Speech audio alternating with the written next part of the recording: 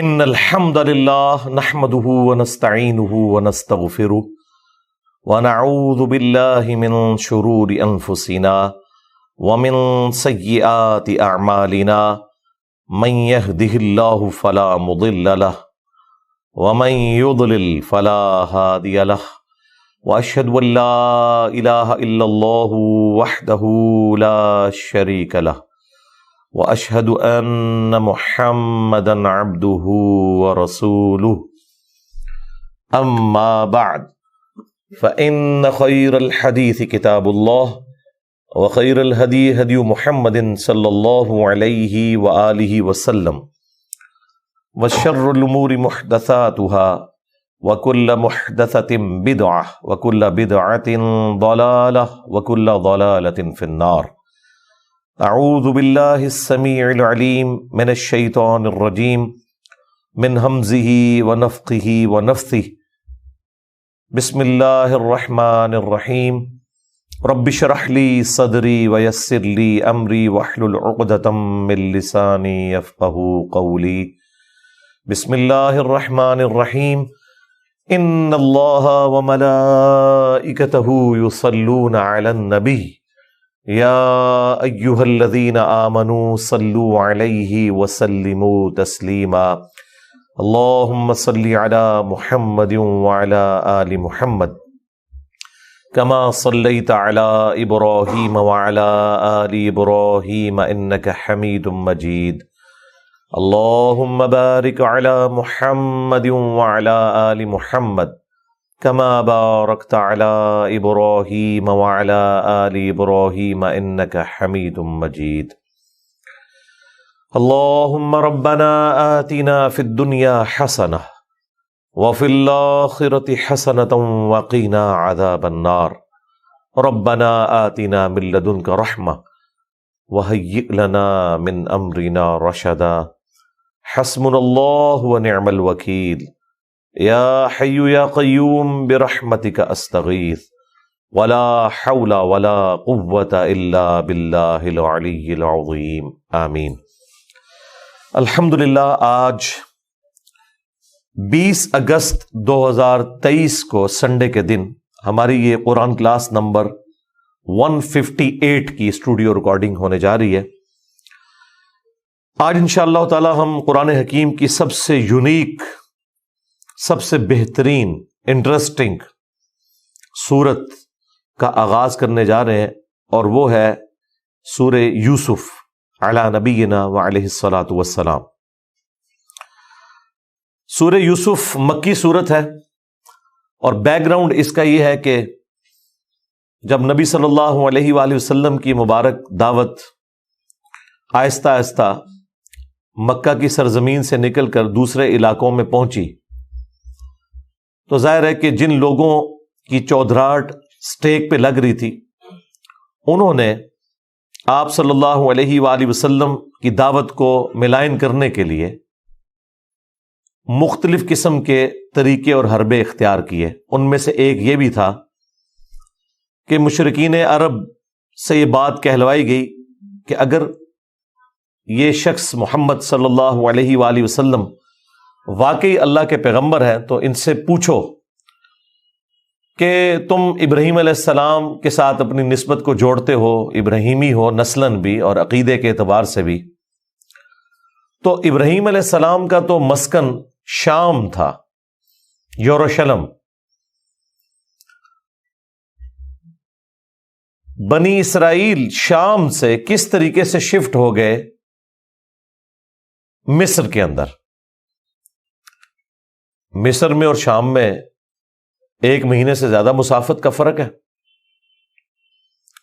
تو اس سوال کے جواب میں اللہ کے محبوب صلی اللہ علیہ وآلہ وسلم کو اللہ تعالیٰ نے ایجوکیٹ کرتے ہوئے سورہ یوسف نازل فرمائی، اور اس چیز کا ذکر سورہ یوسف کے سٹارٹ میں ہی آ جائے گا کہ اس قرآن کے نزول سے پہلے آپ بھی اور آپ کی قوم بھی حضرت یوسف علیہ السلام کے اس واقعے سے بے خبر تھی، اور سٹارٹ ہی میں اسے احسن القصص کہا گیا، یعنی بہترین بیان. یہ اس سے مراد قصہ نہیں ہے، بیان. جو ہم آپ سے بیان کرنے جا رہے ہیں یوسف علیہ السلام کی پوری بایوگرافی، یعنی یوسف علیہ السلام جو کہ ابراہیم علیہ السلام کی اولاد میں سے تھے، وہ کیسے مصر تک پہنچے۔ ظاہر ہے اس کے پیچھے پوری ایک ہسٹری تھی بڑی انٹرسٹنگ، اور یہ وہ ہسٹری ہے جو تورات کے اندر بھی موجود ہے، کیونکہ حضرت یوسف علیہ السلام کا زمانہ حضرت موسیٰ علیہ السلام سے بھی آلموسٹ 1400 سال پہلے کا ہے، اور موسیٰ علیہ السلام کا زمانہ حضرت عیسیٰ علیہ السلام سے 1400 سال پہلے کا ہے، یعنی آج سے آلموسٹ آپ سمجھ لیں یہ 5000 سال پہلے کی بات ہے۔ اور نبی علیہ السلام کو اللہ تعالیٰ نے وحی کے ذریعے ایک ایک تفصیل بتائی، اور پھر جس انداز میں بیان کی وہ واقعی اس صورت کا اعجاز ہے۔ ہمارے استاد ڈاکٹر اسرار صاحب رحمہ اللہ نے خود بیان القرآن کی ریکارڈنگ کے دوران یہ بات ریویل کی۔ وہ کہتے ہیں میرا قرآن کے ساتھ جو ایک ایکسٹراڈنری رشتہ ہے وہ سورہ یوسف کی وہ تفسیر پڑھ کر ہوا جو ان کے استاد مولانا مودودی رحمہ اللہ تعالی نے تفہیم القرآن میں اس کی تفسیر لکھی ہے۔ تفہیم القرآن سٹارٹ میں جو پرنٹ ہونا شروع ہوا وہ 35 کے اندر تھا، کمپلیٹ تو بہت بعد میں ہوا، اور میجارٹی کام تو پھر وہ قید کے دوران انہوں نے مکمل کیا، جب سزائے موت ہو چکی تھی مودودی صاحب کو قادیانی والے ایشو کے اندر، چونکہ انہوں نے قادیانیوں کے خلاف ایک علمی جد و جہد کا آغاز کیا تھا۔ بہرحال شروع میں جب پاکستان بن رہا تھا 1947 میں، تو ڈاکٹر سار صاحب نے بتایا کہ 1947 میں انڈین پنجاب کا ایک علاقہ تھا محصور، اس سے یہ ہجرت کر کے پاکستان آئے۔ یہ انہوں نے باقاعدہ اپنی جو ریکارڈنگ ہے نا بیان القرآن کی 1998 میں جو قرآن اکیڈمی کراچی میں ریکارڈ ہوئے تھے، آلموسٹ 108 لیکچرز میں پورے قرآن کی تفسیر روزانہ 4 گھنٹے رمضان المبارک کے اندر، اس میں انہوں نے یہ بتایا ہے سورہ یوسف کے تعارف میں۔ تو وہ کہتے ہیں کہ ہم محصور کے اندر محصور ہو گئے، ہم نے مورچے کھودے ہوئے تھے، چونکہ پارٹیشن تھی، دوسرے طرف یہاں پہ آنا تھا تو خطرہ رہتا تھا کہ ہندوؤں کی طرف سے یا سکھوں کی طرف سے حملے نہ ہو، تو مورچوں میں پورا دن فارغ ہوتے تھے۔ تو ان دنوں مولانا مودودی کی وہ تفسیر ان کے میگزین میں چھپ رہی تھی، ترجمان القرآن کے نام سے وہ میگزین چھپتا تھا۔ آج مودودی صاحب کا جو ترجمہ قرآن کا، اس کا نام جو ہے وہ تفہیم القرآن، تو تفسیر کا نام ہے نا، ترجمان القرآن ان کا وہ ترجمہ ہے۔ تو شروع میں یہ ایک رسالہ نکلتا تھا جس میں ان کی تفسیر ساتھ ساتھ وہ لکھتے تھے، وہ پرنٹ ہوتی تھی، پھر وہ کتابی شکل میں آئی، اور اللہ تعالیٰ نے اسے وہ مقبولیت دی ہے۔ میں سمجھتا ہوں کہ اسلامک ہسٹری میں کسی تفسیر کو اتنی مقبولیت نہیں ملی۔ تو کہتے ہیں کہ وہ سورہ یوسف کی جب میں تفسیر پڑھ رہا تھا تو اس سے اٹریکشن ہوئی اور میں قرآن کی طرف آیا۔ پھر مودودی صاحب کا یہ کمال ہے، انہوں نے سورہ یوسف کی تفسیر میں جو واقعہ تورات کے اندر بیان ہوا ہے، جہاں پر قرآن اور تورات بالکل ایک جیسے ورژن رکھتے ہیں اس میں تو کوئی مسئلہ نہیں، لیکن جہاں پر فرق آتا ہے تو مودودی صاحب نے لاجیکلی یہ ثابت کیا ہے کہ قرآن کا ورژن درست ہے اور تورات ٹیمپر ہو چکی ہے، یہ لاجیکلی یہ بات درست نہیں ہے، تو وہ کمپیریزن کرواتے ہیں۔ یہ وہ کام ہے جو اسلامک ہسٹری میں کسی پرانے مفسر نے بھی نہیں کیا، نہ ابن کثیر نے، نہ ابن جریر طبری نے، کہ انہوں نے محنت کر کے تورات اور انجیل پڑھ کر قرآن حکیم جن چیزوں کی طرف اشارہ کرتا ہے اس کا کمپیریزن کروائیں، اور پھر وہ آیات بھی تلاش کی جائیں جن کی طرف قرآن ریفر کرتا ہے۔ یہ اتنی بڑی ویلیو ایڈیشن ہے کہ جو آلموسٹ 1300 سال کے بعد ایک بندے نے محنت کر کے کی، جو پرانے بزرگوں نے نہیں کی تھی۔ یہ چیز مودودی صاحب کو ممتاز کر دیتی ہے باقی مفسرین کے ساتھ اگر آپ کمپیئر کریں۔ اسی میں سورہ یوسف کا بیان بھی ہے، تو بڑے اچھے طریقے سے انہوں نے اس کو ایکسپلین کیا، کمپیریزن کروایا۔ تو ڈاکٹر اسرار صاحب جو آج کی اس ماڈرن دنیا میں قرآن کی آواز کہ آپ سمجھ لیں ایک امام کے طور پر جانے جاتے ہیں ویڈیوز کی شکل میں، ان کی قرآن کے طرف آنے کی جو وجہ ہے وہ مولانا مودودی کی تفسیر سورہ یوسف کی جو انہوں نے پڑھی تھی. واقعی سورہ یوسف جیسی کوئی اور صورت نہیں, اور یہ ایک ایسی حیران کن صورت ہے کہ اس کا جوڑا بھی قرآن میں کوئی نہیں. باقی صورتوں کے آپ کو جوڑے کسی نہ کسی فارم میں مل جاتے ہیں. سورۃ البقرہ کا جوڑا سورہ آل عمران ہے, سورہ نساء کا جوڑا سورۃ المائدہ ہے. قرآن جوڑوں کی شکل میں نازل ہوا ہے صورتوں کے, یہ میں نے قرآن کے تعارف میں بھی بتایا تھا. سورہ یوسف کا کوئی جوڑا نہیں ہے. یہ اپنی نوعیت کی ایک یونیک صورت ہے کہ ایک پیغمبر کے حالات زندگی پہ اس کی پوری بایوگرافی کے اوپر یہ صورت ہے.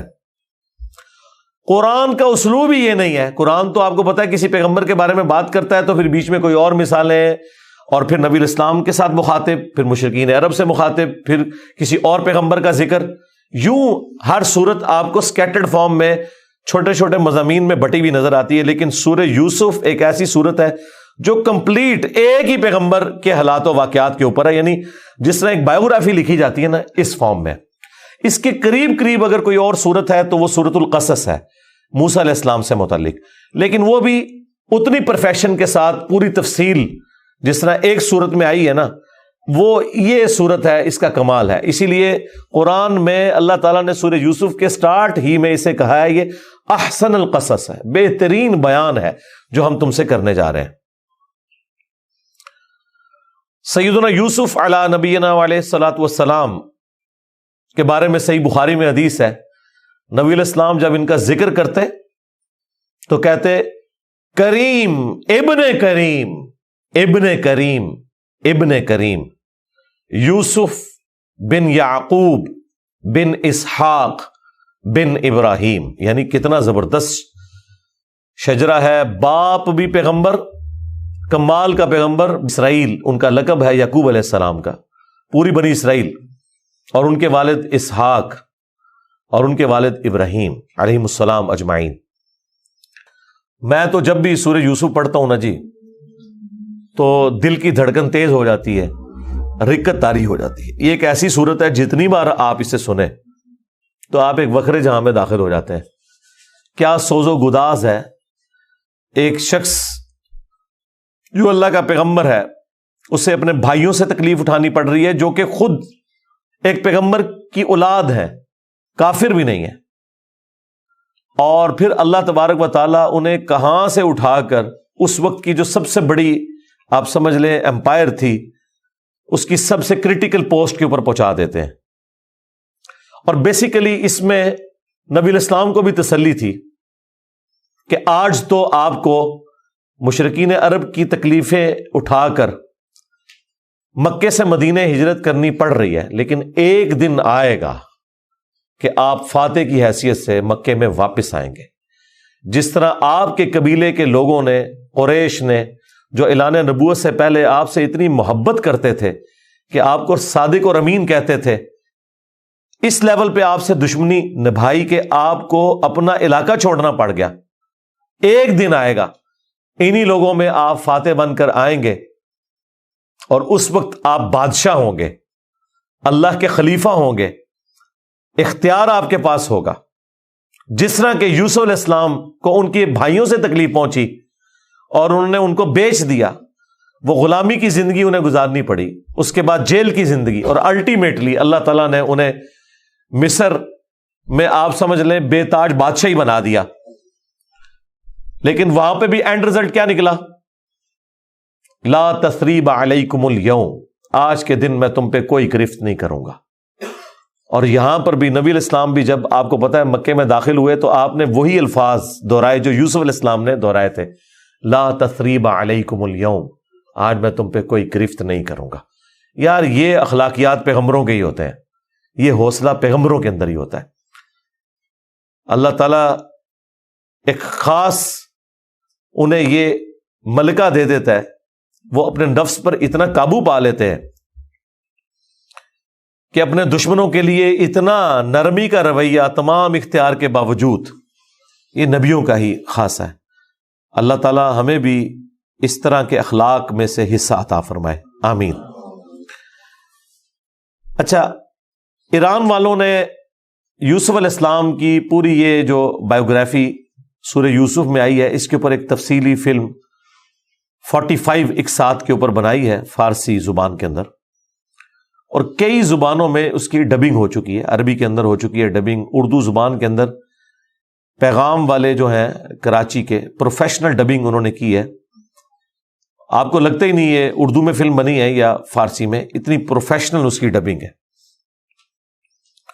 اس میں انہوں نے وہ پورے حالات و واقعات فلمائے ہیں اور آپ کو اس زمانے میں پہنچا دیا ہے۔ آپ یوسف علیہ السلام کے جو قید کے سال ہیں نا، وہ آپ کو بس وہ اس فلم کو دیکھ کے اندازہ ہوگا کہ یہ کیا تکلیف ہے جو انہوں نے کاٹی ہے، اور ایک چھوٹے سے بچے نے جو تکلیفیں اپنے بھائیوں سے کاٹی، ایسا بچہ کہ جس کی ماں بھی فوت ہو چکی ہے۔ میں کہتا ہوں نہیں، وہ فلم تو آپ جتنی بار دیکھیں، وہ ڈرامہ سیریل، انسان کے آنسو نہیں رکتے جس پرفیکشن کے ساتھ انہوں نے اسے فلمایا، اور ریالٹی تو اس سے بھی زیادہ دردناک ہوگی۔ تو ظاہر ہے اب یہ ایک فلم بن چکی ہے، اور میں نہیں سمجھتا کہ وہ مسلمان جو روزانہ ہالی ووڈ یا بالی ووڈ کی فلمیں دیکھ کر سوتے ہیں، ان سے یہ ڈرامہ سیریل مس ہو جائے۔ انہیں ضرور دیکھنی چاہیے، اور توحید جس طریقے سے انہوں نے اس میں بیان کی ہے، کمال کی توحید بیان کی ہے۔ چند ایک جگہوں پہ آپ کو اختلاف ہو سکتا ہے، لیکن اوورآل جس طریقے سے انہوں نے اسے فلمایا، ایک صحیح ایمان جو ایک مسلمان کے دل میں جاگزی ہونا چاہیے، وہ انہوں نے واقعی اس کے اندر فلما دیا۔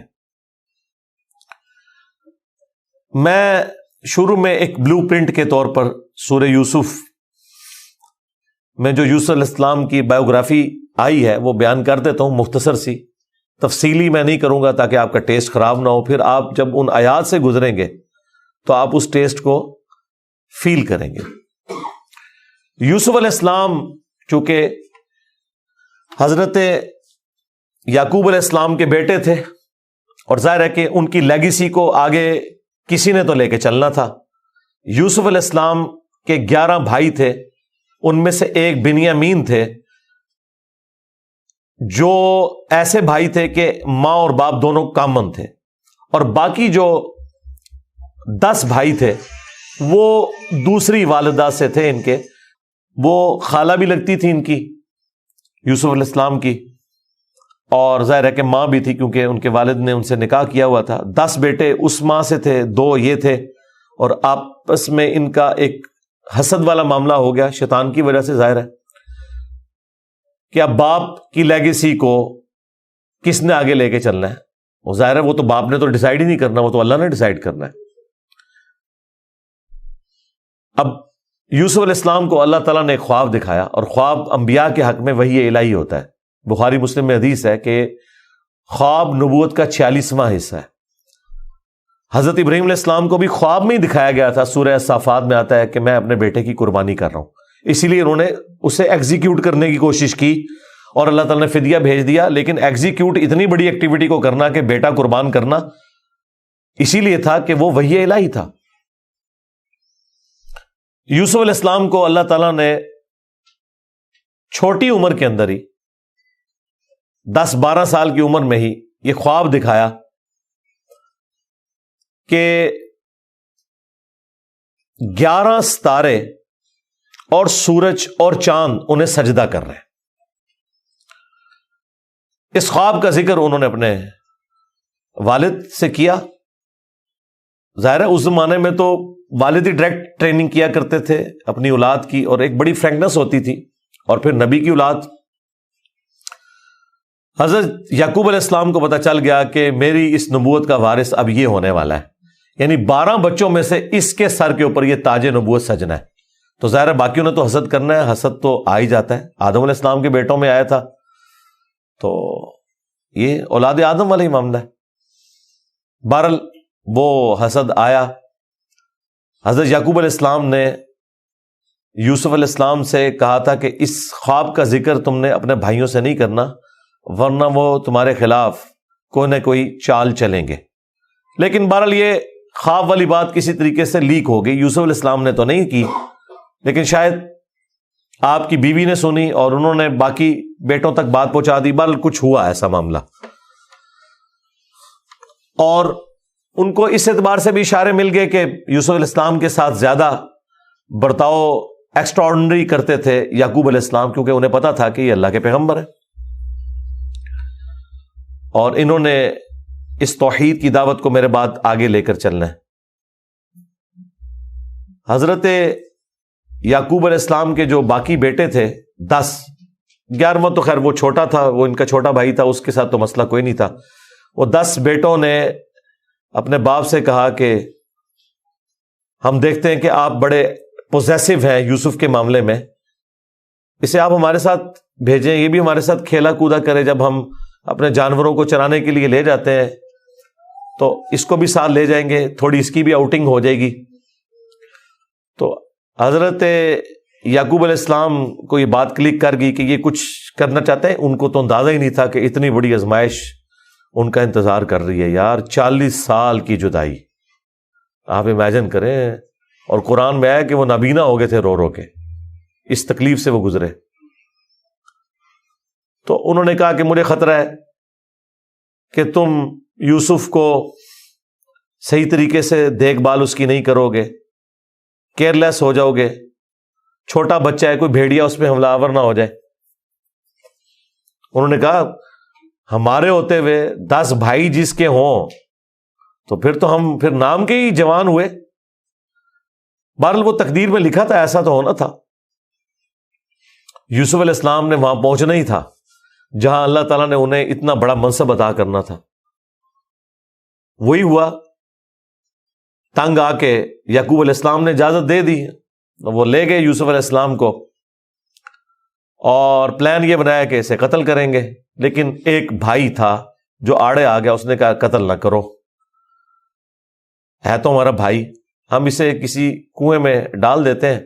اور ان زمانوں میں جو قافلے گزرا کرتے تھے وہ کنویں پہ پانی کے لیے رکتے تھے، تو ہو سکتا ہے کہ کوئی نکالے تو یہ اس کے ساتھ ہی چلا جائے، جان چھوٹ جائے، قتل نہ کرو۔ اور اس میں وہ یہ بھی کہتے ہیں کہ ہم اس وقت تو یہ ایکٹیویٹی کرتے ہیں، پھر بعد میں اللہ سے توبہ مانگ لیں گے، اللہ تعالیٰ بڑا بخشنے والا مہربان ہے، جو کچھ بھی ہے تیرے محبوب کی امت سے۔ یہ بھی قرآن میں نقل ہوا ہے، وہی سیم مینٹالٹی آگے چل رہی ہے، بعد میں نیک بن جائیں گے۔ اور انہوں نے ڈرامہ بازی یہ کی کہ یوسف علیہ السلام کے کرتے کے اوپر کسی بھیڑیے کا خون مال لیا اور کہا کہ ہم تو اسے سامان کے پاس چھوڑ کے گئے تھے، پیچھے سے بھیڑیا آیا اور یوسف کو کھا گیا، اور یہ اس کی قمیض ہے۔ عشاء کے وقت روتے ہوئے آئے، رات کے وقت قرآن کے الفاظ ہیں۔ حضرت یعقوب علیہ السلام کو سمجھ آ گئی کہ یہ میری آزمائش شروع ہو گئی ہے، کیونکہ توحید ایک ننگی تلوار ہے۔ انہیں سمجھ آ گئی تھی کہ میں نے اپنے بیٹے سے جو اتنی شدید محبت رکھی ہے نا، اللہ تعالیٰ مخلوق کی محبت کو برداشت نہیں کرتا، ایٹ لیسٹ ایک پیغمبر کے دل میں اس ایکسٹریم لیول کے اوپر جا کر۔ تو میری آزمائش شروع ہو گئی اب۔ تو انہوں نے کوئی بحث نہیں کی، انہوں نے کہا میں صبر کروں گا جو کچھ ہوا۔ ان کو پتا تھا کہ یہ اب اللہ کا فیصلہ ہے، کرنے سے کچھ نہیں ہونا۔ جو کوئی تھوڑی بہت کوشش کی وہ کی، انہیں اینڈ پہ ان کا میں اب صبر ہی کروں گا، جو اللہ اس کے لیے فیصلہ کرے۔ وہی ہوا، ایک قافلہ وہاں سے گزر رہا تھا، انہوں نے پانی کے لیے ڈول ڈالا، اور یوسف علیہ السلام کو اللہ تعالیٰ نے قرآن میں آیا کہ یوسف کو ہم نے تسلی دی کہ ایک دن آئے گا کہ تم اپنے بھائیوں کو بتا دو گے جو انہوں نے یہ غلطی کی تھی، ہم تمہیں سرخرو کریں گے۔ بہرحال ابھی تو تمہارے لیے یہ طے ہو گیا، اور ظاہر جبرائیل علیہ السلام آنا شروع ہو گئے چھوٹی عمر میں ان کے پاس، ان کی تسلی کے لیے، اسی لیے ڈھارس بندی۔ انہوں نے پانی کے لیے ڈول ڈالا، یوسف علیہ السلام نے وہ پکڑا اور باہر نکل آئے، اور بھائی جو ہیں چھپ کے یہ منظر دیکھ رہے تھے۔ انہوں نے کہا یہ نہ ہو یہ پھر واپس آ جائے۔ انہوں نے چند ٹکوں کے عوض، چند دراہم کے عوض بیچ دیا، کہا یہ ہمارا غلام تھا، تو بھاگ کے آئے، یہ ہمارا غلام ہے، اور جان چھڑائی اس طریقے سے۔ یوسف علیہ السلام بھی چپ کر کے چلے گئے، انہیں پتا تھا کہ میرے لیے فیصلہ ہو چکا ہے۔ اور کس تکلیف سے وہ مصر تک پہنچے، اور وہاں پہ غلاموں کا بازار لگتا تھا، وہاں بیچنے کے لیے عبرانی غلام، اور پڑھنا لکھنا بھی جانتے تھے، ذہین بہت تھے۔ تو عزیز مصر وہاں سے گزر رہا تھا، یعنی آپ سمجھ لیں بادشاہ کے بعد جو سیکنڈ پوسٹ ہوتی ہے۔ اس نے دیکھا کہ یہ تو شکل ہی غلاموں والی نہیں ہے، یہ کوئی ایکسٹرا آرڈنری بندہ ہے. اس نے خرید لیا اور لا کے اپنی بیوی سے کہا کہ یہ میں خرید کے لایا ہوں, اولاد تو ہماری کوئی نہیں, ہو سکتا ہے ہم اسے ہی اپنا بچہ بنا لیں. اور یوں یوسف علیہ السلام کہاں دور دراز کے شام کے علاقے جو سویلائزڈ بھی نہیں تھا, بھیڑ بکریاں چرانے والے بدو لوگوں میں سے اٹھ کے اس وقت کی سب سے سویلائزڈ حکومت مصر کی, فرعونوں کی حکومت, آج تک آپ یہ اہرام مصر گیزا کے جو ہے پیرامڈز یہ دیکھ رہے ہیں, یہ ان لوگوں نے تعمیر کیے ہوئے. وہاں پہنچ کے, اور قرآن کے الفاظ ہیں کہ ہم نے یوں اس کے لیے معاملہ آسان کر دیا کہ وہ عزیز مصر کی تربیت میں رہے اور علم حاصل کرے. ظاہر ہے کہ وہ کتنی بڑی بڑی میٹنگز ہوتی ہوں گی جس میں میٹنگ کا ارینجمنٹ کرنا, کھانے پینے کا ارینجمنٹ کرنا, اور ایک خادم کی حیثیت سے باتیں بھی سنتے ہوں گے. یوں اللہ تعالیٰ نے ان کی لرننگ کروائی, اور یوں وہ جوانی کی عمر کو پہنچ گئے.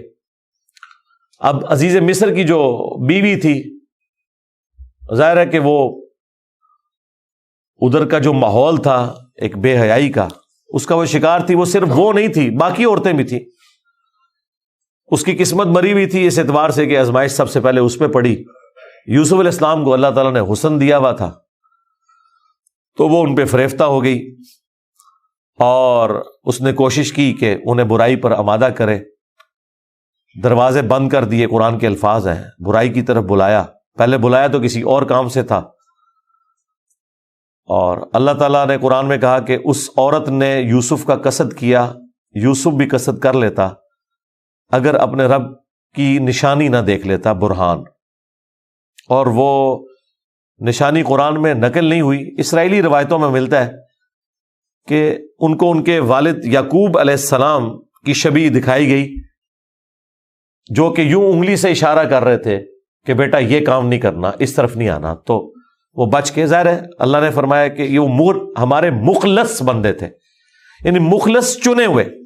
ایک لفظ ہے مخلص جو اخلاص شو کرتا ہے, ہم مخلص ہونے کی کوشش کرتے ہیں, لیکن مخلص پیغمبر ہوتے ہیں جنہیں اللہ اپنے لیے خالص کر لیتا ہے.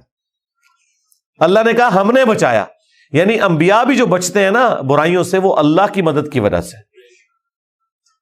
بہرحال اس تکلیف سے وہ گزرے, خبر لیک ہو گئی, کیونکہ جب اس نے قصد کیا تو یوسف علیہ السلام بھاگے. اللہ تعالیٰ نے مرزانہ طور پر وہ دروازے کھول دیے, اور یہ سین جس طریقے سے انہوں نے فلمایا ہے پہنچا دیا جی انہوں نے اس جگہ پہ, اس فلم کے اندر ایران والوں نے. بہرحال قرآن کے الفاظ ہیں, جب وہ دروازے کے اوپر پہنچے تو وہاں سے عزیز مصر آ گیا, اور پیچھے عورت بھی ہے, تو اسے بھی شک پڑ گیا. وہاں پہ کوئی سیانہ بندہ تھا جس نے کہا کہ یہ دیکھو کہ اگر یوسف کی قمیض آگے سے پھٹی ہوئی ہے تو یوسف جو ہے وہ مجرم ہے, اور اگر یہ پیچھے سے پھٹی ہوئی ہے تو پھر وہ عورت مجرم ہے. کیونکہ یوسف علیہ السلام بھاگے تھے, اس نے پیچھے دوڑ لگائی ان کو پکڑنے کے لیے, تو پیچھے سے قمیض پھٹی ہوئی تھی اور وہ پیچھے سے پھٹی نکلی. ایران والوں نے فلم میں یہ فلمایا کہ وہ ایک شیرخوار بچہ بول اٹھا, لیکن یہ دور کی بات ہے. اگر یہ واقعہ ہوا ہوتا تو سارے کے سارے یوسف علیہ السلام کو اسی وقت نہ مان لیتے کہ یہ تو کوئی عام انسان نہیں ہے. مجھے لگتا ہے کوئی سمجھدار آدمی تھا جس نے یہ مشورہ دیا, اور یہ لاجیکل بھی تھا. تو عزیز مصر کو پتہ چل گیا کہ اس عورت کی چال ہے, پھر بھی وہ باز نہیں آئی. جب اس کی خبر لیک ہوئی تو اس نے کہا میری تو دم کٹ گئی ہے, میں اب ساری عورتوں کی دم کٹواؤں گی. اس نے وہ جتنی بڑے اشرافیہ وہاں مصر کا تھا ان ساری عورتوں کو دعوت پہ بلایا, اور سب کے ہاتھ میں ایک ایک چھری دے دی, قرآن کے الفاظ ہیں, اور ایک ایک سیب دیا, اور یوسف علیہ السلام کو کہا کہ ان عورتوں کے سامنے آؤ. تو قرآن کے الفاظ ہیں کہ جب یوسف علیہ السلام ان کے سامنے آئے تو عورتوں نے بے خیالی میں وہ کاٹتے ہوئے سیب کو اپنی انگلیاں بھی کاٹ لی. کاٹنے سے مراد یہ نہیں کہ وہ کٹ کے علیحدہ ہوگی, مراد یہ کہ اس پہ تھوڑا بہت زخم آیا. یہ اتنا نہیں ہے کہ وہ انگلیاں ٹوٹ ٹوٹ کے کوئی علیحدہ ہو گئی تھی, یا کوئی ساری عورتوں نے یہ سب کچھ کر لیا. ڈاکٹر سرار صاحب نے اس کی اچھی توجیہ بیان کی ہے کہ ہو سکتا ہے کہ کسی عورت کی انگلی زخمی اور یوسف علیہ السلام چونکہ غلام تھے وہ اس کی طرف متوجہ ہوں کہ میں اس کو پٹی کر دوں یا اس کے لیے کچھ ارینجمنٹ کروں، تو باقی عورتوں نے یوسف علیہ السلام کو اپنی طرف اٹریکٹ کرنے کے لیے جان بوجھ کے خود ہی اپنی انگلی کاٹی ہو کہ تاکہ وہ متوجہ ہوں. کوئی بہرحال اس طرح کا سلسلہ ہوا ایک ایکسٹرا آرڈنری. اور جب یہ حالت ہوئی تو اس نے پھر کہا کہ ہاں یہ تھا جس کے لیے تم مجھے بات کر رہی تھی، تم لوگ بھی تو اس میں گرفتار ہو گئے. اور پھر اس کی ڈٹائی ہے، اس نے کہا کہ میں اسے برائی کی طرف بلا رہی ہوں، اگر اس نے یہ میری بات نہ مانی تو میں اسے جیل میں ڈلوا دوں گی. تو یوسف علیہ السلام نے دعا کی کہ یا اللہ مجھے جیل قبول ہے اس برائی کے عوض کہ میں تیرا مجرم بنوں. دیکھیں کوئی گناہ بھی نہیں کیا، برائی سے بچے ہیں. ہم ہوں تو ہم کہ ہمیں انعام ملے، وہ کہہ رہے ہیں مجھے انعام میں جیل مل جائے کہ میں ان کے شر سے بچ جاؤں. بہرحال پھر وہ بہانہ کر کے ان عورتوں نے جھوٹے الزامات لگا کے یوسف علیہ السلام کو جیل میں ڈلوا دیا. یوسف علیہ السلام بھی راضی تھے، ٹھیک ہے چلے گئے. آلموسٹ 9 سے 10 سال تک وہ جیل میں رہے. اور وہ جیل کا جو انہوں نے سین فلمایا ہے وہ بندہ دیکھ نہیں سکتا. جو وہاں پہ کس پرسی کی حالت تھی بال انہوں نے گزاری، لیکن آپ کے اخلاق سے متاثر ہو کے دعوت توحید بھی وہاں پہ پہنچی. اور اسی دوران 2 ایسے قیدی تھے کہ ان دونوں نے الگ الگ خواب دیکھے اور انہوں نے یوسف علیہ السلام سے کہا کہ آپ اچھے بھلے معلوم ہوتے ہیں، اگر آپ تعبیر بتا سکتے ہیں. انہوں نے کہا میں اس کی تعبیر جو بتاؤں گا وہ تعویل ہوگی، پھر وہ مقدر ہو جائے گی. اور وہ خواب انہوں نے اپنا بیان کیا. ایک نے خواب یہ بیان کیا کہ میں نے یہ دیکھا کہ میں اپنے رب یعنی اپنے اس بادشاہ کو شراب نچوڑ کے دے رہا ہوں. دونوں کے قتل کے فتوے جاری ہو چکے ہوئے تھے.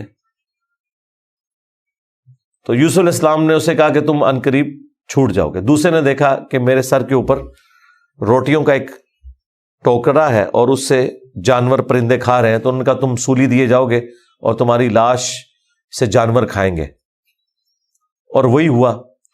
اور قرآن کے الفاظ ہیں کہ جسے نجات ملنے والی تھی اسے یوسف علیہ السلام نے کہا کہ جب تم چھوٹ جاؤ تو اپنے بادشاہ سے میرا ذکر کرنا کہ میرے ساتھ یہ زیادتی ہوئی ہے. لیکن قرآن کے الفاظ ہیں کہ شیطان نے وہ ذکر بھلا دیا. ظاہر ہے اللہ نے تو کوئی اور ہی فیصلہ کیا ہوا تھا. اور یوں آلموسٹ 9 سے 10 سال ان کے جیل میں کٹ گئے، یہاں تک کہ اس بادشاہ کا جو بیٹا ہے وہ تخت نشین ہوا اور اس نے خواب دیکھا. ظاہر بادشاہ کو اللہ تعالیٰ اس طرح کے خواب دکھایا کرتا تھا. مخلوقات کو دیکھنے کی ذمہ داری اللہ تعالیٰ نے بادشاہوں کے اوپر ہی رکھی ہوئی ہے جو ان کے انڈر رعایا ہے. کہ 7 دبلی پتلی گائے جو ہیں وہ نیل سے نکل کے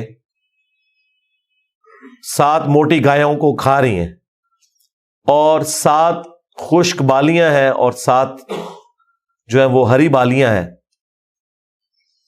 اب یہ بڑا ایک ایکسٹراڈنری خواب تھا. اس نے اپنے وہ سارے تعبیر بتانے والے بلائے، سب کے سب عاجز آ گئے. تو وہ جو چھوٹ چکا تھا ایک قیدی، وہ بادشاہ کا بڑا قریبی تھا جو اسے شراب بنا کے دیتا تھا، اسے یاد آیا کہ ہاں ایک شخص قید میں ہے. اور یاد کب آیا؟ دیکھیں 9-10 سال کے بعد. اس نے کہا میں ایک ایسے شخص کو جانتا ہوں کہ جو آپ کو اس کی تعبیر بتائے گا. تو وہ بادشاہ نے کہا ٹھیک ہے اسے لے آؤ یہاں پہ. یوسف علیہ السلام نے تعبیر بتا دی جو باقی معبر نہیں بتا سکے. بادشاہ کو بھی لگا یہ تعبیر اسی طریقے سے ہے کہ 7 خوشحالی کے سال آئیں گے اور اس کے بعد 7 سال آئیں گے 7 ایئرز قحط سالی کے، جس میں آپ یہ والا غلہ جو سٹور کیا ہوگا وہ استعمال کریں گے، اور پھر اس کے بعد بارش ہوگی. 7 سال تک بارش نہیں ہوگی. اور ان 7 سالوں کے لیے آپ نے اپنی وہ والی گندم سنبھال کے رکھنی ہے جو ان خوشحالی کے 7 سالوں میں خوب پیداوار ہوگی. تو بادشاہ نے کہا انہیں بلا کے لاؤ. انہوں نے کہا نہیں، پہلے میرا وہ مسئلہ حل کریں جو میرے اوپر الزامات لگا کے ان عورتوں نے اندر کیا. پھر بہرحال وہ معاملہ بھی سیٹل ہوا. عورتوں نے مان لیا کہ یوسف علیہ السلام کی کوئی غلطی نہیں تھی. پھر یوسف علیہ السلام عزت کے ساتھ لائے گئے بادشاہ کے پاس، اور انہوں نے خود کہا کہ مجھے وزیر خوراک بنا دیں، میں امین بھی ہوں اور ان معاملات کو ہینڈل بھی کر سکتا ہوں۔ پھر انہوں نے جس طریقے سے ان معاملات کو ہینڈل کیا اور کہا کہ آپ نے گندم کے دانوں کو بالیوں سے باہر نہیں نکالنا، یہ سٹوریج کا طریقہ بھی یوسف علیہ السلام کو اللہ تعالیٰ نے سکھایا۔ یوں گندم خراب نہیں ہوتی، سال ہر سال آپ استعمال کر سکتے ہیں۔ آج بھی گندم اسی طریقے سے سٹور ہوتی ہے۔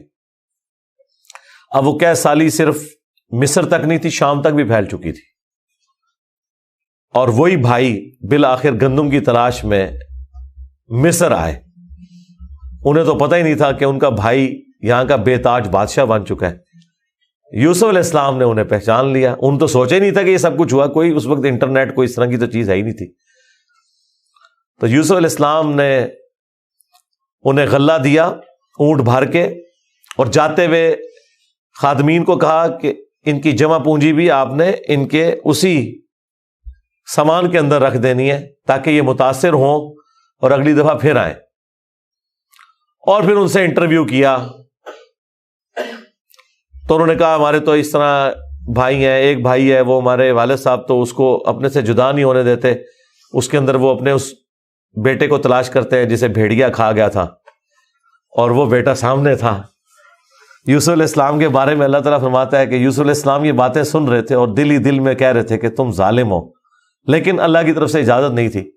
ان کا اچھا پھر تم دیکھ رہے ہو اس بھائی کا بھی سامان میں تمہیں دیتا ہوں، اگلی بار اس بھائی کو ساتھ لے کے آؤ گے ورنہ میں تمہیں سامان نہیں دوں گا۔ ظاہر ہے کسی بہانے سے تو بلانا تھا نا۔ اور واپس جب پہنچے انہوں نے دیکھا یہ تو اتنا فیاض بادشاہ ہے، اس نے تو ہماری وہ جمع پونجی جو بھی تھا، کوئی کاٹن لے کے گئے تھے یا اس وقت تو بارٹر سسٹم ہوتا تھا نا، وہ واپس کر دی ہے۔ تو اپنے والد سے کہا کہ آپ اپنا وہ بیٹا بھی بھیجیں، وہ تو بڑا اچھا بادشاہ ہے۔ تو ان کا نا ایک دفعہ تم اسی کے بھائی کو لے گئے تھے، وہ واپس نہیں آیا، اس کو تو میں اب الگ نہیں کروں گا۔ ان کا ابا جی پھر بھوکے ہی مریں گے۔ آپ کون سے شیخ عبد القادر جیلانی ہے کہ آپ نگاہ مار کے یہ کچھ کر لیں گے؟ ہاں تو اور کیا، گندم کے لیے انبیاء ان کی اولادیں، اور یہ تو ہمیں سکھاتے ہیں کہ جی بڑے سے بڑا غوث قطب ابدال کسی صحابی کے پاؤں کی خاک بلکہ گھوڑے کے قدموں کی خاک نہیں ہے۔ تو قرآن میں تو کچھ اور ہی مل رہا ہے۔ اب بڑی فاقے آ جائیں گے، کیا کریں؟ ان کا ٹھیک ہے، بس دوسرا بھی اب دیتا ہوں۔ اور پھر اس میں انہوں نے ایک جملہ بولا کہ قریب ہے کہ اللہ تعالیٰ مجھے میرا یوسف بھی واپس کر دے۔ انہیں پتا چل گیا کہ ابھی بھی میری آزمائش باقی ہے، میں نے یوسف کو بنیامین میں تلاش کرنا شروع کر دیا تھا، ابھی بھی وہ والی کامل توحید جو اللہ کو ریکوائرڈ ہے نا،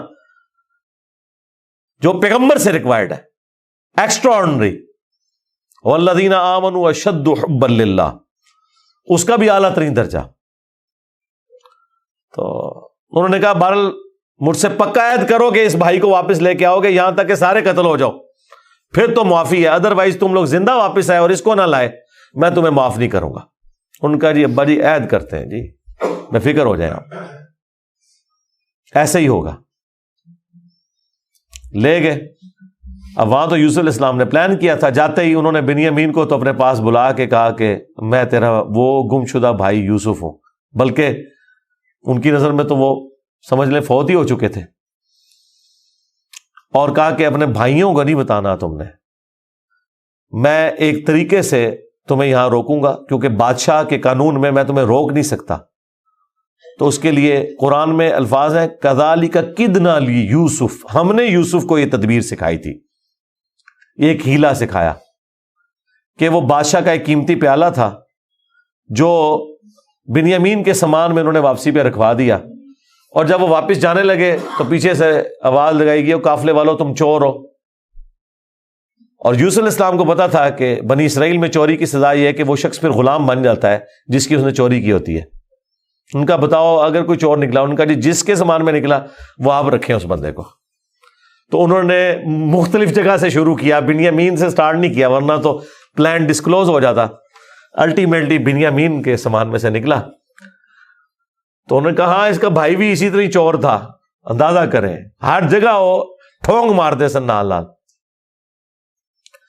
تو اچھا یہ پھر ایران والوں نے اس فلم میں کھولا ہے کہ وہ کس چوری کی طرف اشارہ کر رہے تھے۔ وہ یوسف علیہ السلام سے ان کی پھوپھی بڑی محبت کرتی تھی، وہ لے گئی تھی، اور وہ ان کو اپنے پاس رکھنا چاہتی تھی، تو انہوں نے کہا کہ میرا فلاں قیمتی کپڑا جو ہے وہ چوری ہو گیا، حالانکہ وہ چوری نہیں ہوا تھا، اور وہ یوسف علیہ السلام کے سامان سے انہوں نے ریٹریو کیا، اور اس کے بدلے میں یعقوب علیہ السلام کو کچھ عرصہ اپنے اس بیٹے کو اپنی بہن کے پاس چھوڑنا پڑا۔ تو یہ ان کو کلک کر گیا آئیڈیا، یہی والا آئیڈیا انہوں نے اپنے بھائیوں کے اوپر بھی اپلائی کیا، اور ان کے بھائیوں کا بھی اشارہ اسی طرف تھا کہ اس نے تو بچپن میں اس کا بڑا بھائی بھی چور تھا، حالانکہ اس نے چوری نہیں کی ہوئی تھی، نہ ادھر چوری والا معاملہ تھا۔ بہرحال ان میں سے ایک بھائی نے کہا بھائی میں تو اب واپس نہیں جاؤں گا، میں تو ابے سے عہد کر کے آیا ہوں کہ بھائی میں تو اپنے بھائی کی یاد میں ادھر ہی رہوں گا جب تک کہ کوئی معاملہ نہ ہو، تم لوگ جاؤ نا ذرا اور جا کے ابا جی کو ساری صورتحال بتاؤ، اور بتاؤ کہ تمہارا یہ بیٹا چور نکلا ہے اور ہم لاکھ قسمیں کھائیں، آپ نے ماننا نہیں ہے۔ تو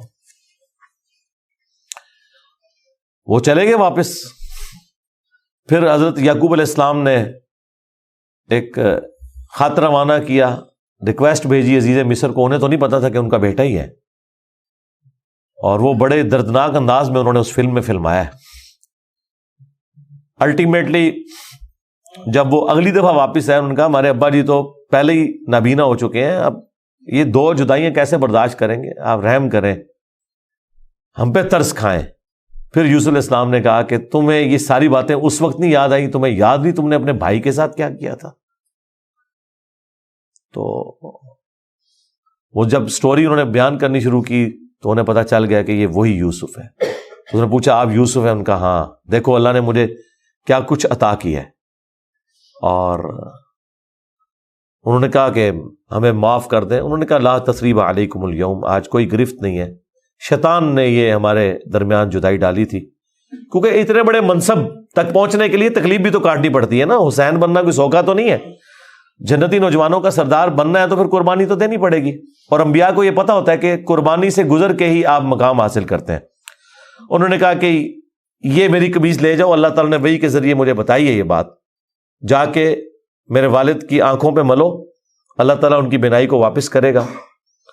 اور یوں وہاں سے ایک قاصد نکلا، وہ کرتا لے کے یوسف علیہ السلام کا، قرآن کے الفاظ ہیں، حضرت یعقوب علیہ السلام کہتے ہیں کہ اگر تم مجھے مفند نہ سمجھو، وہی المحند اور المفند قرآن میں الفاظ ہیں یہ، یعنی یہ نہ سمجھو کہ میرا دماغ سٹھیا گیا ہے، تو مجھے تو یوسف کی خوشبو آ رہی ہے۔ اچھا یوسف کی خوشبو اس وقت نہیں آئی جب وہ بک کے جا رہے تھے، کیونکہ اللہ تعالیٰ نے پردہ ڈالا تھا، ادھر اللہ نے یوسف کی خوشبو، بہرحال وہی بشارت لے کے آیا، آنکھوں کو لگائی، بینائی واپس آ گئی، اور ساتھ خط آیا کہ اب آپ واپس آئیں، یہاں پہ میرے پاس آ جائیں اور بنی اسرائیل کو شفٹ کریں۔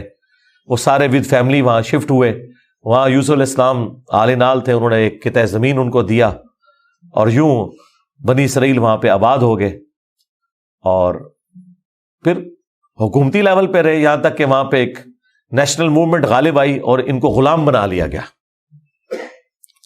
جو کسی زمانے میں بادشاہت انجوائے کر رہے تھے۔ اور پھر ان غلاموں میں اللہ تعالیٰ نے حضرت موسیٰ علیہ السلام کو مبعوث کیا اور فرعونیوں سے نجات دلوائی، ایک منجی اور ہادی بنا کے۔ اور پھر وہ جاتے ہوئے المستدل الحاکم میں آتا ہے، یوسف علیہ السلام نے وصیت کی تھی کہ جب کبھی بنی اسرائیل یہاں سے شفٹ ہو تو میری لاش بھی لے جانی ہے، پھر وہ لاش بھی لے گئے، اس پہ میری تفصیلی ویڈیو ریکارڈ ہے، آپ یوٹیوب پہ دیکھ سکتے ہیں۔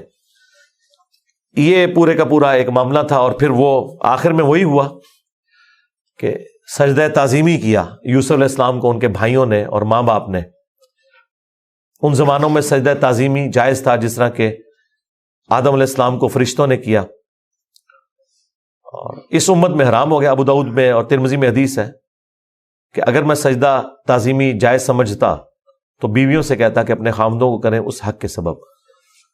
ابو داؤد میں تو الفاظ ہیں، ایک صحابی نے حضور کو سجدہ کیا، آپ نے فرمایا سر اٹھا کیا کر رہا ہے، جب میں فوت ہو جاؤں گا تم میری قبر سے گزرو گے تو کیا مجھے سجدہ کرو گے؟ انہوں نے کہا نہیں یا رسول اللہ۔ فرمایا مجھے کیوں سجدہ کر رہے ہو؟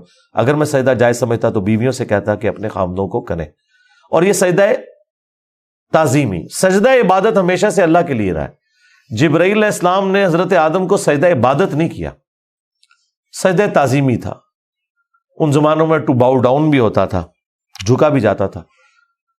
ہمارے نبی علیہ السلام پر اللہ تعالیٰ نے جو ختم نبوت فرمائی تو توحید بھی ایسی کامل کی ہے کہ اب یہ سب کے سب معاملات ختم، ختم نبوت کی برکت سے کشف، الہام، یہ سب کچھ ختم غیر نبی کے اوپر، سوائے بخاری مسلم میں ہے مبشرات، وہ بھی خواب۔ وہ اللہ کی طرف سے بھی ہو سکتے ہیں، شیطان کی طرف سے بھی ہو سکتے ہیں، نفس کی طرف سے، وہ تو وقت پورا ہوگا تو پتہ چلے گا یہ سچا یا جھوٹا ہے۔ باقی نبی الاسلام نے کہا اب یہ نبوت کی خبریں ختم ہو چکی۔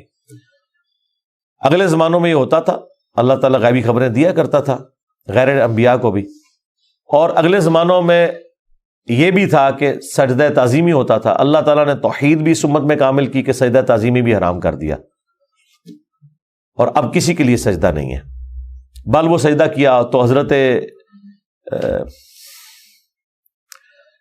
یوسف علیہ السلام نے کہا ابا جان یہ دیکھ لیں، یہ تعبیر ہے میرے اس خواب کی جو میں نے وہ بچپن میں دیکھا تھا۔ سرکار وہ خواب بڑا دیکھا ہے، وہ تعبیر ہوندے اس کا مزہ لوٹنے کے لیے 40 سال کی مشقت، جدائی، وہ بڑی تکلیف دہ چیز ہے۔ وہ جو آخری سین انہوں نے فلمائے ہیں نا، یعقوب علیہ السلام اور یوسف علیہ السلام کی جو ملاقات والا سین ہے، وہ بندہ دیکھ نہیں سکتا۔ اس زمانے میں انہوں نے پہنچا دیا جی، جو ایران والوں نے وہ ڈرامہ سیریل بنائی ہے 45 اقساط کے اندر۔ بہرحال الٹیمیٹلی اللہ تعالیٰ نے اس سے نبی الاسلام کو بھی بتایا کہ اگر آپ اس تکلیف سے گزر رہے ہیں نا، تو یوسف علیہ السلام نے بھی تکلیف کاٹی۔ ہمارے نبی کی تکلیف پھر اس لیول پہ نہیں گئی، اللہ تعالیٰ نے 8 سال کے اندر ہی فتح مکہ کروا دیا۔ لیکن بہرحال انبیاء کو کیسی کیسی تکلیف اٹھانی پڑتی ہیں، یہ واقعات سننے میں بڑے انٹرسٹنگ تو فیل ہو رہے ہیں، لیکن جب آپ وہ فلم دیکھیں گے نا تو آپ کو اندازہ ہوگا کہ جس پہ یہ گزر رہی تھی اس کے لیے کتنی تکلیف دہ چیز تھی، ایک ایک لمحے پہ تکلیف جوڑی ہوئی تھی، اس کو ہم امیجن بھی نہیں کر سکتے۔ آج بات کرنا آسان ہے، اللہ تعالیٰ نے انبیاء کرام علیہ السلام کو تکلیف سے گزار کر مرتبہ دینا ہوتا ہے۔ ہمارے نبی علیہ السلام کو بھی اللہ تعالیٰ نے اتنا جو اعلیٰ مقام عطا فرمایا تو اس کے اگینسٹ پھر انہیں تکلیف بھی برداشت کرنی پڑی۔ نہیں جی، یہ آلموسٹ ہمارے 50 منٹ ہونے والے ہیں، اور میں نے سورہ یوسف پورا بلو پرنٹ کے اندر بیان کر دیا۔ اب ہم چند ایک آیات کور کر لیتے ہیں، اور اب اگلی کلاسوں میں جب آپ یہ آیات کور کریں گے تو ایک ایک چیز آپ کی آنکھوں کے آگے سے گزرے گی، اور آپ کو اس کا ٹیسٹ بھی فیل ہوگا، اور فلم دیکھی ہوگی تو ایک ایک سین آپ انجوائے کریں گے۔ اعوذ باللہ من الشیطان الرجیم، بسم اللہ الرحمن الرحیم۔ الف لام را، حروف مقطعات ہیں، اللہ اور اس کے نبی کے درمیان کوڈ ورڈز ہیں۔ تلک آیات الکتاب المبین، یہ آیتیں ہیں روشن کتاب کی، قرآن کی اور لوح محفوظ کی بھی، کیونکہ قرآن بل ہوا قرآن مجید فی لوح محفوظ۔ انا انزلناہ قرآنا عربیا لعلکم تعقلون، بے شک ہم نے قرآن کو نازل کیا ہے عربی زبان کے اندر تاکہ تم خوب سمجھ سکو۔ اب اس سے آپ اندازہ کریں کہ قرآن اس لیے نازل ہوا ہے کہ آپ نے سمجھنا ہے، تو اردو والوں کو چاہیے پھر قرآن اردو میں پڑھیں۔ یہاں کہتے ہیں نہیں ہم ثواب کما رہے ہیں، اللہ تعالیٰ کہہ رہا ہے قرآن میں نے اس لیے تمہاری زبان میں نازل کیا تاکہ تم سمجھ سکو۔ تو اس کے ذریعے پوری امت کو بھی خطاب ہے کہ جس کی زبان میں ہے وہ اس زبان میں سمجھے، یا تو عربی سیکھے، اگر عربی نہیں سیکھ سکتا تو ٹرانسلیشن پڑھے۔ نحن نقص علیک احسن القصص، ہم آپ سے بیان کرنے والے ہیں ایک بہترین قصص میں سے ایک قصہ یا بیان، بما اوحینا الیک، جو ہم نے وحی کی ہے آپ کی طرف، ھذا القرآن، یہ قرآن، وَإِن كُنْتَ مِن قَبْلِهِ لَمِنَ الْغَافِلِينَ، اور اس قرآن کے نزول سے پہلے آپ اس واقعے کے معاملے میں غافل تھے، آپ کو نہیں پتا تھا۔ یعنی وہ جو علم غیب والا عقیدہ وہ بھی کلیئر ہو گیا کہ نبی الاسلام کی ایجوکیشن بھی قرآن کے ذریعے اللہ تعالیٰ نے آپ کو غیبی خبریں دی اور یہ پورا واقعہ بیان کیا۔ اب وہ واقعہ شروع ہو رہا ہے۔ اذ قال یوسف، وہ وقت یاد کرو کہ جب یوسف نے کہا لِأَبِيهِ، اپنے باپ سے۔ یہ یاد کرو سے مراد یہ نہیں کہ نبی علیہ السلام وہاں حاضر و ناظر تھے، یہ ایک عربی سٹائل ہے، جس طرح سورہ الانبیاء میں آیا کہ کیا کافروں نے نہیں دیکھا زمین و آسمان ملے ہوئے تھے، ہم نے پھاڑ کر جدا کیا۔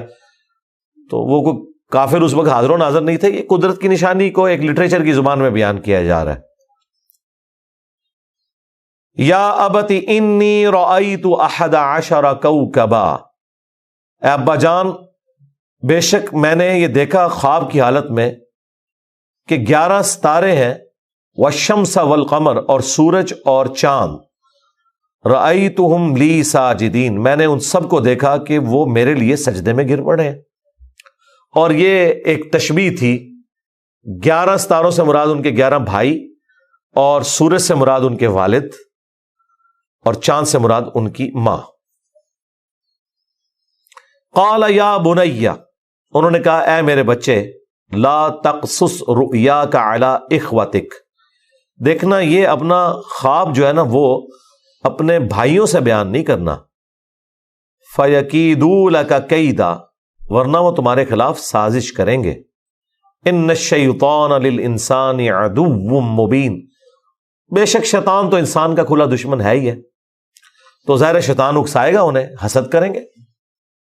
وَكَذَلِكَ يَجْتَبِيكَ رَبُّكَ، اور اس طریقے سے اللہ تعالیٰ تجھے چن لے گا، وَيُعَلِّمُكَ مِن تَأْوِيلِ الْأَحَادِيثِ، اور تجھے خوابوں کی تعبیر اور معاملہ فہمی مختلف معاملات میں سکھائے گا، وَيُتِمُّ نِعْمَتَهُ عَلَيْكَ، اور تجھ پر اپنی نعمت تمام کرے گا، وَعَلَىٰ آلِ یعقوب، اور یعقوب کے گھرانے پر، کما اتمہا علی ابویک من قبل، جیسا کہ اس سے پہلے تمہارے جو آباء و اجداد میں سے تھے، ابراہیم، سیدنا ابراہیم علیہ السلام، و اسحاق، اور تمہارے دادا جو اسحاق تھے ابراہیم کے بیٹے،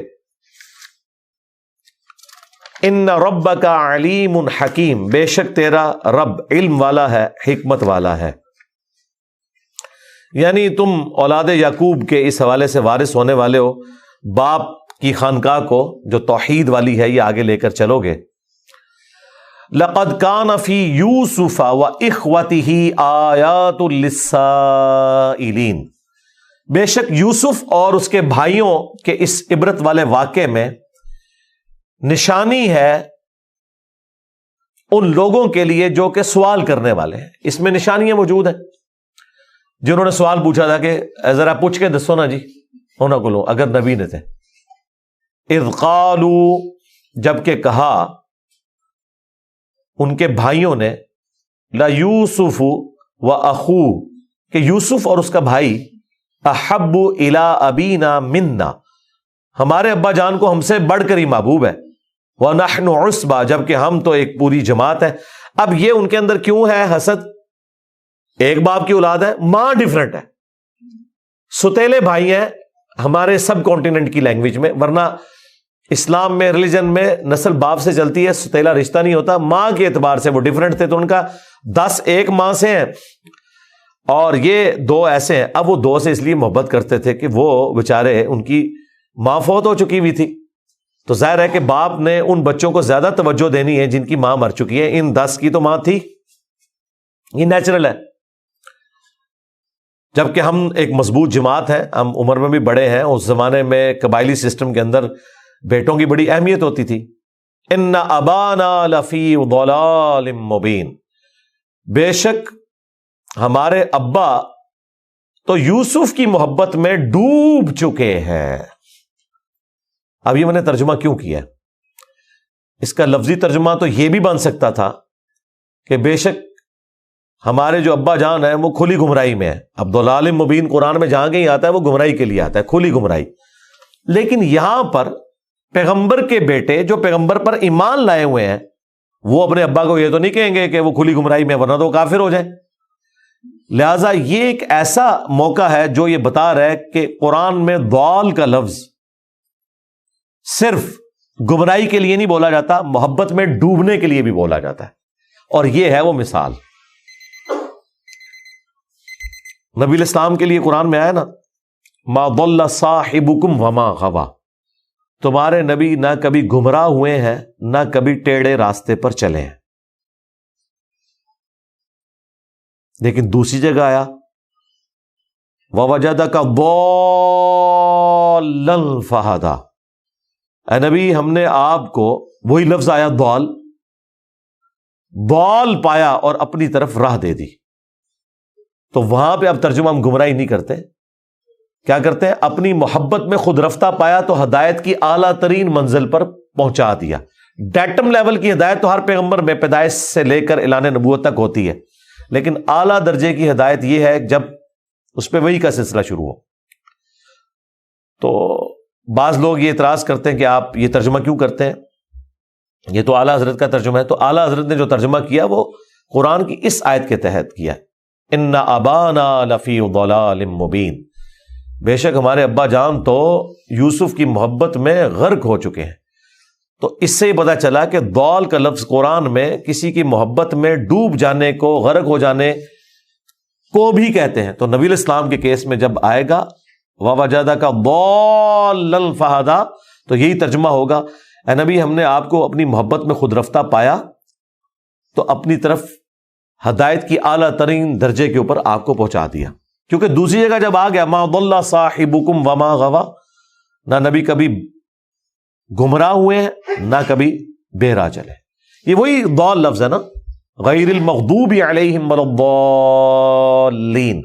لہذا یہ ایک ہی لفظ ہے. پیغمبروں کے حق میں آئے گا تو محبت میں ڈوبنا, خود رفتگی اللہ کی جانب, اور گمراہوں کے لیے جب یہ لفظ استعمال ہوگا تو اس سے مراد گمراہی.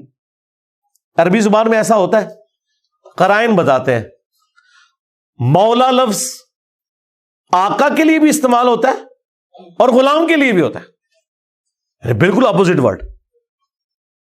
صوبان کو کہا جاتا ہے مولا رسول اللہ, سفینہ جو غلام تھے مولا رسول اللہ, وہ نبی علیہ السلام کے مولا تھے, آقا نہیں محبوب, کیونکہ نبی علیہ السلام نے ان کو آزاد کیا ہوا تھا. زید بن حارثہ بھی مولا تھے. اچھا, جب آقا اپنے غلام کو آزاد کرے وہ پوری زندگی ذہنی طور پہ تو اسی کے ساتھ اٹیچ رہتا تھا کہ اس نے مجھے آزاد کیا, اس لیے اسے مولا کہا جاتا تھا. اور وہ جو مولا غلام ہوتا تھا اس کا مولا بھی وہ آقا ہوتا تھا. وہاں مولا کا معنی جو ہے وہ سرپرست کے ہے, اور مولا کا ایک معنی محبوب بھی ہے. یہ سارے معنی ہیں. تو قرآن حکیم میں یا عربی زبان کے اندر الفاظ کا چناؤ ایک جیسا ہوگا, لیکن وہ قرائن بتائیں گے یہ کس کانٹیکسٹ میں آیا.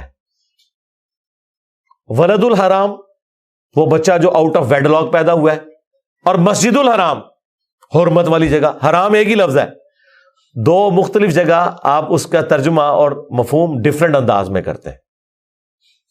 اچھا, اس طرح کی جو دو چار باتیں کو مولوی سیکھ جاتے ہیں نا, اینڈ تک کہتے ہیں دیکھیں قرآن ڈائریکٹ نہیں پڑھنا چاہیے, بندہ گمراہ ہو جاتا ہے. اتنا فرق ہے, ایک ہی لفظ ہے ضال, ایک ہی لفظ ہے حرام, اور یہ کوئی 8-10 ٹوٹل چیزیں ہیں.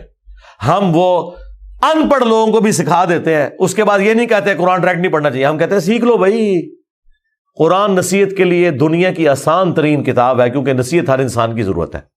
اسی لیے قرآن میں ایک ہی سورت میں 4 دفعہ آیا وَلَقَدْ يَسَّرْنَا الْقُرْآنَ لِلذِّكْرِ فَهَلْ مِن مُدَّكِرٍ. ہم نے قرآن کو نصیحت کے لیے آسان کر دیا, ہے کوئی سمجھنے والا؟ ہاں, جو قرآن کے سائنٹیفک فیکٹس ہیں یا باقی تفصیلات جو عام بندے کی ضرورت نہیں ہے, کبھی خاص موقع پہ کسی کی ضرورت ہو سکتے ہیں, اس میں تو ظاہر ہے, اس میں تو مفتی کو بھی سائنس نہیں آتی, اور 1000 آیات فزیکل فینومینا آف نیچر کے اوپر ہے. اس میں ظاہر ہے جیولوجی, ایسٹرونومی, باٹنی, ایمبریولوجی, اس سے متعلق جو آیات ہیں وہ تو پھر آپ کو گورا ہی بتائے گا. تو آپ یہ تو نہیں کہیں گے ہمارا مفتی ان پڑھ ہے, ایسا نہیں ہے. تو علماء سے آپ نے وہ مسائل سیکھنے ہیں جو ان کی فیلڈ کے ہیں, سائنٹسٹ سے آپ نے وہ سیکھنے ہیں جو ان کی فیلڈ کے ہیں. اور جہاں تک نصیحت کا تعلق ہے, وہ ایک عام آدمی کو بھی ایاک نعبد و ایاک نستعین کا ترجمہ یہی سمجھ آئے گا کہ میں نے اللہ ہی سے دعا کرنی ہے. وہ کوئی راکٹ سائنس نہیں ہے. نصیحت والی جتنے چیزیں, جھوٹ بولنے سے بچنا ہے, حرام کاری سے بچنا ہے, لوگوں کے ساتھ خیر خواہی کرنی ہے, وعدہ خلافی نہیں کرنی, ماں باپ کے ساتھ حسن سلوک کرنا ہے, نماز کو قائم رکھنا ہے, یہ وہ ساری بنیادی جو نصیحت کی چیزیں ہیں, یہ کوئی راکٹ سائنس نہیں ہے. یہ قرآن آپ پڑھیں اپنی زبان کے اندر, صحابہ کرام اکثریت لکھنا پڑھنا بھی نہیں جانتے تھے, ان کی زبان میں تھا, دنیا کے امام بن کے قرآن کو سن کے. آج وہی قرآن ہر فرقے کے مولوی نے ترجمہ کر کے فرقے والوں کے حوالے کیا ہے, تو یقیناً پیسے کمانے کے لیے نہیں کیا, اس لیے کیا کہ تاکہ پبلک یہ پڑھے. وہ آپ پڑھیں, اللہ تعالیٰ آپ کو ہدایت دے گا. وہ جسٹ لائک ویسے ہی جیسے صحابہ کرام عربی میں قرآن پڑھتے تھے, آپ اردو میں قرآن پڑھیں, اور اللہ تعالیٰ انشاءاللہ تعالیٰ آپ کو ہدایت دے گا. اللہ تعالیٰ سے دعا جو حق بات میں نے کہی ہمارے دلوں میں راسخ فرمائے. اگر جذبات میں میرے منہ سے کوئی غلط بات نکل گئی تو اللہ تعالیٰ ہمارے دلوں سے دھو ڈالے اور ہمیں معاف بھی فرما دے. ہمیں کتاب و سنت کی تعلیمات پر عمل کر کے دوسرے بھائیوں تک پہنچانے کی توفیق عطا فرمائے. سبحانک اللہم و بحمدک اشہد ان لا الہ الا انت استغفرک و اتوب الیک وما علینا الا البلاغ المبین. جزاکم اللہ خیرا.